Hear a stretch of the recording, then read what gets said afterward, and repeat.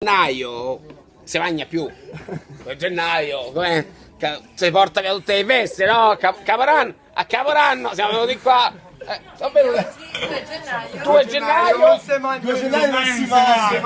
I milanesi, monzesi mi vengono di questa bella foresta, ragazzi. Pieno di gnocca a sto tavolo.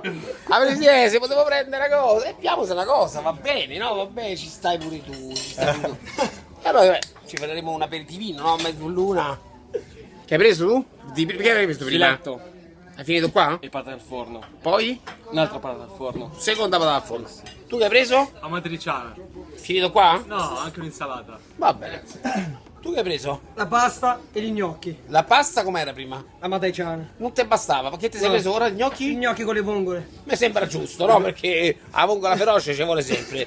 Tu che ti sei preso? Il filetto Con cosa? con la caponata. A basta? No, mi faccio la mucca. Il filetto secondo. Al quadrato, perché è il 2 gennaio. 2 filetti non li ho mai visti mangiare in vita mia. Tu che ti sei fatto? 2 filetti. 2 filetti, perché loro 2. Con la patata. I mag. Ti freccica la baiaffa là sopra. Allora, il magro e lo smilzo. A un certo punto io sento dire, io quasi quasi faccio il bis. Dico, vabbè, se farà un'altra porzione di patate, ordina il secondo filetto. E secondo te sto male, ma viva la faccia. Ma viva la faccia, perché qui oggi il magro sono io. Amatriciana e sto. Porca. Bello che mi porti anche a me lo gnocchio? E allora, sono venuti da Milano, sono venuti quasi da Monza. Suonano anche del teutonico. 2